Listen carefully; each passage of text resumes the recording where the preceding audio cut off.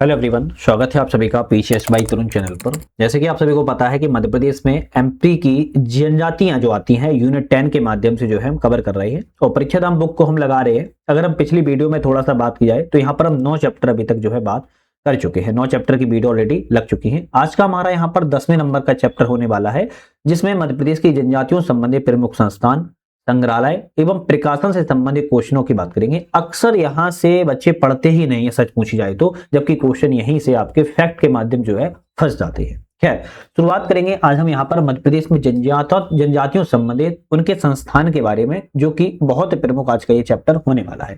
तो जैसे कि आप सभी को पता है, पहले हमारी एक वीडियो में आती है एक्सप्लेन के माध्यम से बात करते हैं, दूसरी वीडियो में हम इसी टॉपिक के एमसीक्यू जो है बात करेंगे। तो मध्य प्रदेश में जनजातियों संस्थान की सबसे पहले बात की जाए तो संस्थान है एक साइड, फिर स्थान है, स्थापना कब हुई, उनके उद्देश्य क्या रहे हैं, उसके बारे में देखेंगे। मध्य प्रदेश में जनजातीय अनुसंधान एवं विकास संस्थान की बात की जाए तो इसका स्थान प्रारंभ में छिंदवाड़ा था, लेकिन अब इसको वर्तमान में भोपाल स्थान जो है स्थानांतरित कर दिया गया है।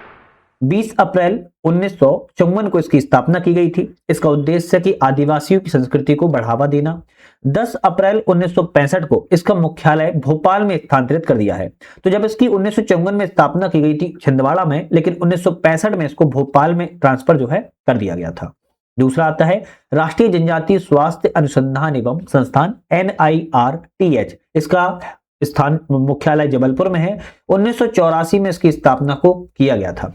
पहले से क्षेत्रीय चिकित्सा अनुसंधान केंद्र फॉर ट्राइबल्स के नाम से जाना जाता था, लेकिन 2014 से इसे NIRTH के नाम से जो है जाना जाने लगा है। फिर आता है बन्या प्रकाशन, जिसका हेडक्वार्टर भोपाल में है। 1980 में इसकी स्थापना की गई थी। मध्य प्रदेश में आदिवासियों के हित में आदिवासी संस्कृति से संबंधित श्रेष्ठ साहित्य को आदिवासी समाज में पहुंचाना इसका उद्देश्य है। इसके बाद मध्य प्रदेश में रोजगार एवं प्रशिक्षण परिषद मैपसेट की स्थापना की बात करें तो भोपाल में की गई थी 1981 में। आदिवासी कुशल और अर्ध कुशल जो मजदूर हैं उनको तकनीकी प्रशिक्षण प्रदान करना। यह संस्था शासन के द्वारा सोसाइटी रजिस्ट्रीकरण अधिनियम 1973 के अंतर्गत जो है कार्यरत है। इसके बाद मध्य प्रदेश में ट्राइबल वेलफेयर रेसिडेंशियल एंड आश्रम एजुकेशन इंस्टीट्यूशनल सोसाइटी की स्थापना की गई है भोपाल में। आदिवासियों के लिए शिक्षण क्षेत्र में कार्य करना इसका उद्देश्य है। माननीय मंत्री जनजाति कार्य विभाग इस सोसाइटी के पदेन अध्यक्ष के रूप में कार्य करते हैं। इसके बाद आता है ट्राइफेड, जो कि tribal cooperative marketing development federation of India limited की स्थापना नई दिल्ली में की गई है 1987 में। जनजातीय उत्पाद जो होते हैं उनको बाजार के विकास में पहुंच प्रदान करना इसका उद्देश्य रखा गया है। उसके बाद आता है उद्यमिता विकास केंद्र। इसकी स्थापना भोपाल में की गई है 1988 में। ST SC और OBC को उद्योग प्रशिक्षण एवं तकनीकी सहायता देना इसका उद्देश्य है। इसके बाद मध्य प्रदेश में आदिवासी वित्त एवं विकास निगम की स्थापना भोपाल में ही की गई थी 1994 में। आदिवासियों को आर्थिक, सामाजिक और शैक्षणिक कल्याण करना इसका उद्देश्य है। इसके बाद मध्य प्रदेश में राज्य अनुसूचित जनजाति आयोग की स्थापना भोपाल में की गई थी 29 जून 1995 को। मध्य प्रदेश अनुसूचित जनजाति अधिनियम 1995 के तहत इसका गठन जो है किया गया है। इसके बाद राष्ट्रीय अनुसूचित जनजाति आयोग नई दिल्ली में इसका मुख्यालय है। 19 फरवरी 2004 में इसकी स्थापना की गई थी। 2003 में 89वें संशोधन के द्वारा राष्ट्रीय अनुसूचित जाति और जनजाति आयोग को जो है अलग कर दिया गया है। तो 2003 में अमेंडमेंट किया गया और दोनों को जो है अलग कर दिया गया था। चलिए नेक्स्ट हम बात कर लेते हैं यहाँ पर इंदिरा गांधी राष्ट्रीय जनजाति विश्वविद्यालय अमरकंटक। इसकी स्थापना अमरकंटक में की गई है 2008 में। इसका उद्देश्य कि आदिवासी लोक सांस्कृतिक कला विरासत और शिल्प कौशल के साथ साथ उच्च शिक्षा को प्रदान करना। इसके बाद मध्य प्रदेश में स्पेशल रेसिडेंशियल एकेडमिक सोसाइटी की स्थापना की गई, जिसे सरस के नाम से जाना जाता है। भोपाल में प्रदेश में जो एकलव्य आदर्श आवासीय विद्यालय हैं और कन्या शिक्षा परिसर है, इनका संचालन करना इसका उद्देश्य है। तो ये कुछ आपकी प्रमुख संस्थाएं थी जिनके बारे में आपको याद होना ही चाहिए। राज्य शासन से अनुदान प्राप्त कुछ अशासकीय संस्थाएं भी होती हैं, जैसे भील सेवा संघ झाबुआ जिले में, राजेंद्र आश्रम कट्टीवाड़ा अलीराजपुर में है, वनवासी कल्याण परिषद भोपाल जिले में है, ग्राम स्वराज्य आश्रम डांडलीनाथू आपकी झाबुआ जिले में है, बाबू ग्रामीण सेवा केंद्र पीथनपुर झाबुआ जिले में है, ग्राम भारती आश्रम टवलई धार जिले में है, कस्तूरबा गांधी राष्ट्रीय स्मारक ट्रस्ट इंदौर जिले में है, दीनदयाल शोध संस्थान सतना जिला एवं दिल्ली दोनों जगह है, बनवासी सेवा मंडल मंडला जिले में है एवं रानी अवंतीबाई कल्याण समिति मंडला जिले में है। तो आपकी राज्य शासन से अनुदान प्राप्त करने वाली कुछ अशासकीय संस्थाएं, मतलब सरकारी नहीं है, ट्रस्ट के रूप में काम करती हैं, न्यासी के रूप में कार्य करती हैं, लेकिन ये इंपोर्टेंट होते हैं, कभी कभी मिलाने के लिए एग्जाम में आ जाती हैं। आपके लिए छोटा सा अपडेट है, हमारा ऐप आ चुका है जिसका नाम है यूपीएससी नट। इस ऐप को आप लोग एमपीपीएससी के लिए टेस्ट सीरीज किसी भी कोचिंग की तैयारी की चाहिए वो पीडीएफ, तो इस ऐप पर आपको जो है पीडीएफ मिल जाती है। साथ में यूनिट 10 की प्रॉपर तरीके से इस किताब की प्रॉपर वीडियो, एक एक करके सारी वीडियो और पीडीएफ पढ़ने का यहाँ पर ऐप पर ही सुविधा अवेलेबल है। तो आप जाके ऐप को डाउनलोड करना है, डिस्क्रिप्शन में लिंक दे दिया है, वहां से डाउनलोड करके जो है आप परफेक्ट तरीके से कवर कर सकते हो।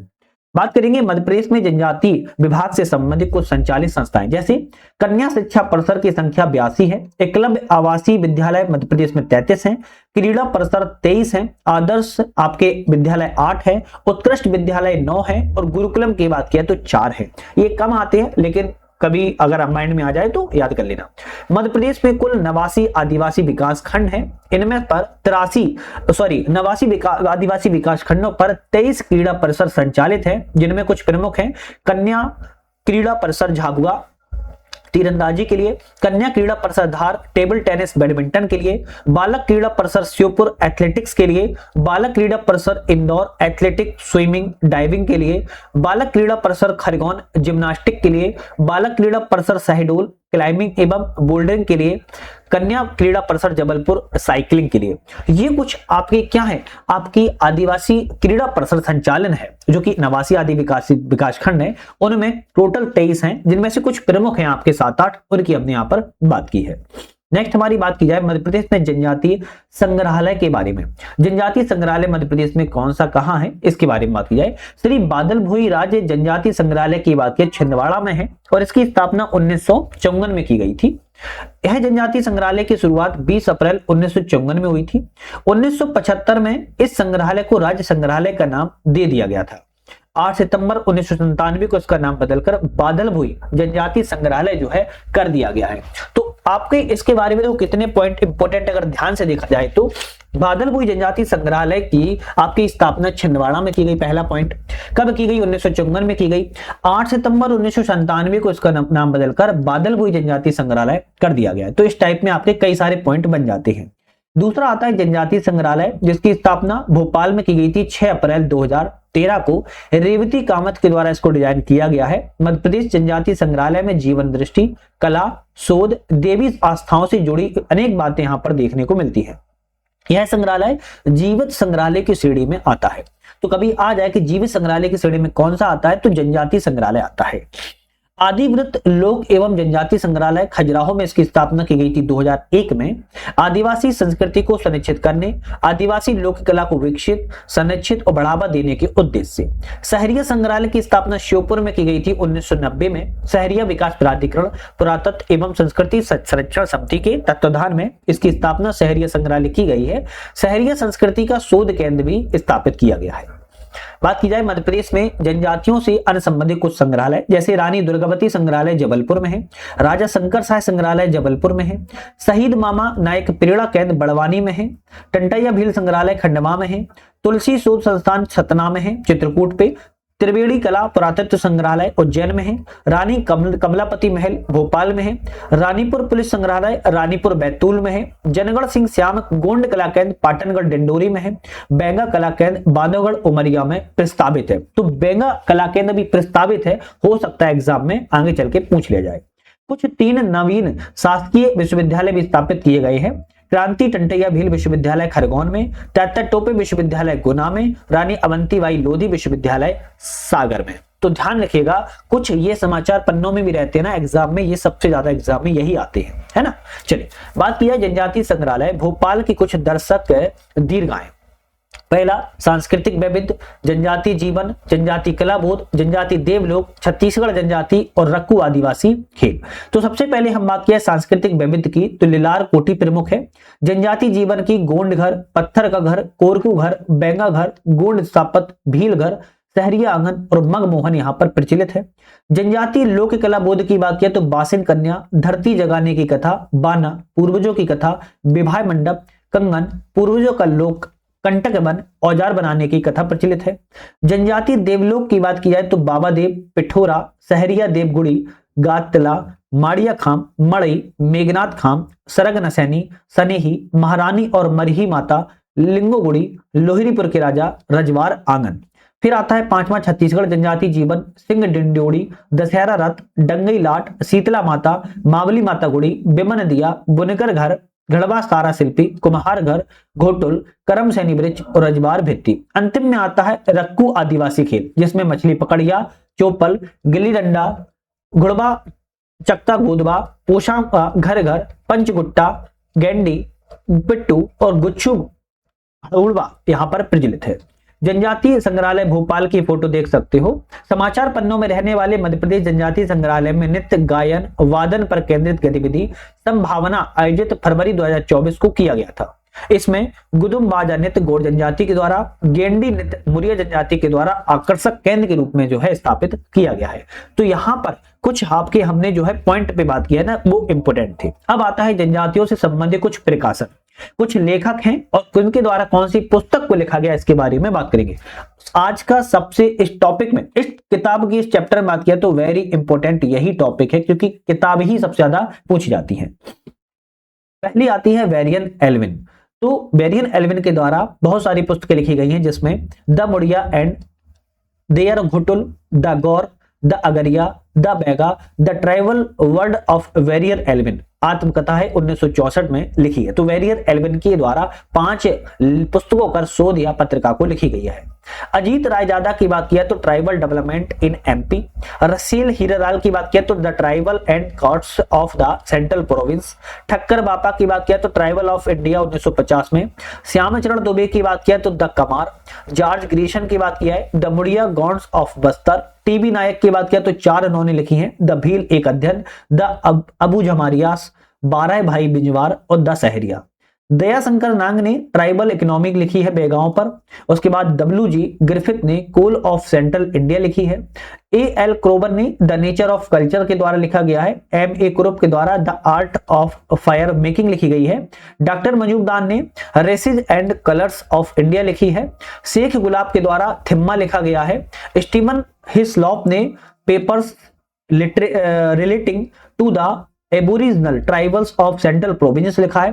कैप्टन जे फोर्सिथ ने the Highlands of Central India लिखा है। मध्य प्रदेश में जनजातीय अनुसंधान विकास संस्थान अगरिया इंदल बैगानी शब्दकोश लिखा गया है। इंदिरा गांधी राष्ट्रीय जनजातीय विश्वविद्यालय अमरकंटक के द्वारा मेकल मीमांसा मेकल इंसाइट लिखी गई है। और जनजातीय लोक कला बोली विकास अकादमी मध्य प्रदेश संस्कृति भोपाल ने चौमासा नाम से लिखा है 1983 में। मध्य प्रदेश में जनजातियों संबंधित सिर्फ दृश्य लेखन कला के कुछ स्रोत है जो आपकी वेबसाइट पर आप जाके देख भी सकते हो। संभावना के लिए नृत्य गायन वादन केंद्रित गतिविधि है। लिखांद्रा के लिए चित्र प्रदर्शनी है। सलाका के लिए जनजातीय चित्र प्रदर्शनी जो है रखी गई है। कुछ यहाँ पर प्रकाशन है, इसको देख सकते हो। चलिए कुछ अब इंपोर्टेंट पॉइंट हैं, फैक्ट है, उनको बात करते हैं। जैसे समझ जरोखा एक मासिक बाल पत्रिका है जो कि आदिम जाति कल्याण विभाग के अंतर्गत संचालित वन्या के द्वारा प्रकाशन की गई है। बढ़ते कदम एक साप्ताहिक रेडियो कार्यक्रम है। वन्या संदर्भ एक पाक्षिक फीचर श्रृंखला है। वन्या बुलेटिन समाचार श्रृंखला है। टंटैया मामा पर स्केच बुक, नए द्वार साप्ताहिक टेलीविजन कार्यक्रम, आदिवासी स्वर वृत्त चित्र फिल्मों की श्रृंखला, जनगण कलाम एक पुस्तक है। अभी आप लोगों के माइंड में आ रहा होगा सर यहाँ से क्वेश्चन कैसे बनते हैं, तो जो क्वेश्चन बने हैं ना पिछले वर्षों में उसकी भी हम बात यहाँ पर करेंगे। ठीक है, जनजातीय अनुसंधान और विकास संस्थान भोपाल के द्वारा कुछ पुस्तकें, भोपाल के द्वारा जो पुस्तकें प्रकाशित की जाती हैं, आदिवासी धरोहर 2003 से, ट्राइबल स्ट्राइप 2007 से, जनजातीय गोदना 2012 से, हिनोंदी मुंदिरी 2017 से, बारली हिंदी शब्दकोश 2017 से। अब हम बात करें कुछ क्वेश्चन जो आए हैं पिछले वर्षों में। तो ट्राइफेड की स्थापना कब हुई? 1987 में। एमपीपीएससी में 2023 में आया था। देश में जनजातीय उत्पादों के विपणन विकास से संबंधित रिटेल आउटलेट ट्राइबल इंडिया के द्वारा जारी किया जाता है, ये भी 2023 में आया था। जनजातीय उत्पादों के विकास संवर्धन के लिए ट्राइफेड के साथ किसने समझौता किया? नाफेड ने, ये भी 2023 में आया। ट्राइबल इंडिया ट्राइफेड के अंतर्गत ब्रांड नाम किस वर्ष लॉन्च किया गया था? 1999 में, ये भी 2023 में आया था। जनजातीय कार्य विभाग प्रकाशन प्रतिष्ठित वन्या की स्थापना 1980 में की गई थी, माफी चाहता हूं 1980 में की गई। एमपीपीएससी 2024 में क्वेश्चन आया। रेडियो चैनल स्थानीय भाषाओं में आदिवासी कल्याण योजनाओं पर केंद्रित है। वन्य सामुदायिक रेडियो केंद्र है। एमपीपीएससी फॉरेस्ट 2024 में क्वेश्चन आया। आदिवासी की बोलियों में संवाद करने, सूचनाओं को प्रसारित करने के लिए सामुदायिक रेडियो वन्य है। एमपीपीएससी एडीपीओ में 2021 में क्वेश्चन आया हुआ था। मध्य प्रदेश में जनजातीय रेडियो केंद्र की बात की जाए, क्योंकि रेडियो हमने देखे कि कई सारे हैं। सहारिया सामुदायिक रेडियो केंद्र कहां पर है? तो श्योपुर में है। भारिया की बात किया तो बिजोरी छिंदवाड़ा में है। बैगा की बात किया तो चांद डिंडोरी बेहर बालाघाट में है। भील सामुदायिक रेडियो केंद्र भाभरा अलीराजपुर में, नालछा धार में, मेघनगर झाबुआ में, उमरी गुना में है। गोंड की बात किया तो चिचोली बैतूल में है। टंटैया मामा भील सामुदायिक केंद्र गढ़वाड़ा झाबुआ में है। और कोरकू भील आपके सामुदायिक रेडियो केंद्र खंडवा में स्थित है। तो ये कुछ आपके 6 से 7 सामुदायिक रेडियो केंद्र है। किस स्थान पर है, किस जिले में है, इसकी बात की है। मध्य प्रदेश में जनजातियों से संबंधित कुछ अभिकरण ट्रिब्यूनल्स होते हैं, बात की जाए तो प्रदेश में 3 विशेष पिछड़ी जनजातियां हैं, जिसमें भारिया, बैगा, सहरिया निवासरत हैं। तो ये इंपोर्टेंट है तीनों, इसको थोड़ा सा याद कर लो। राज्य शासन के द्वारा 11 विशेष पिछड़ी जनजाति विकास अधिकरणों का गठन किया गया है, जिनमें 15 जिलों में वितरण शामिल है। इन पदाधिकरणों से संपूर्ण राज्य में सामाजिक विकास संभव किया जाता है। इन नवगठित राज्य स्तरीय प्राधिकरणों में इन्हीं जातियों का एक अध्यक्ष होता है। 3 अशासकीय सदस्य जो है मनोनीत किए जाते हैं। मध्य प्रदेश राज्य स्तरीय कोल जनजाति विकास प्राधिकरण का गठन 6/5/2011 को किया गया है। तो मध्य प्रदेश में जो पिछड़ी 3 जनजातियां हैं, फिर से कह रहे हैं, भारिया, बैगा और सहरिया इंपोर्टेंट है, तीनों को याद जरूर कर लीजिएगा।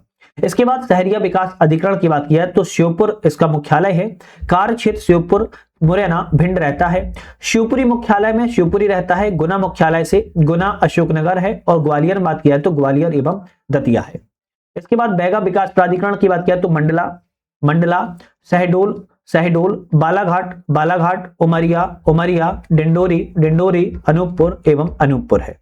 ठीक है। इसके बाद बात की जाए तो भारिया विकास प्राधिकरण की तामिया जिला छिंदवाड़ा के विकासखंड तामिया के पातालकोट के 12 ग्रामों को शामिल जो है किया गया है।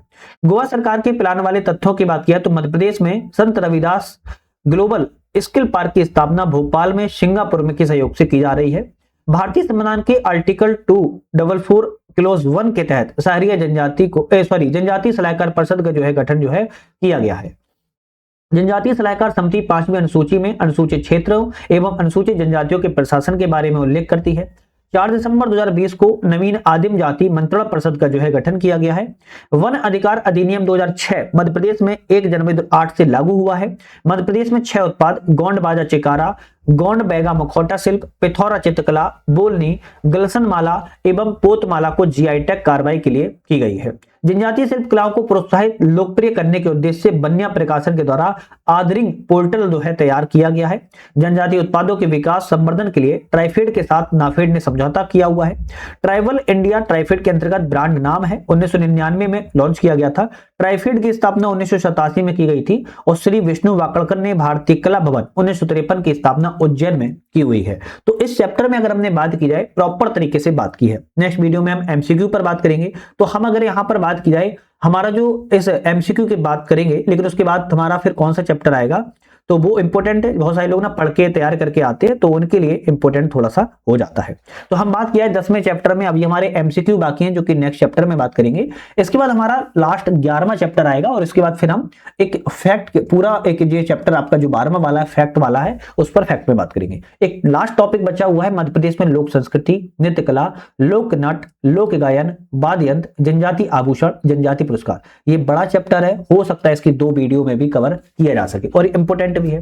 खैर आज की वीडियो पे बने रहने के लिए बहुत बहुत धन्यवाद।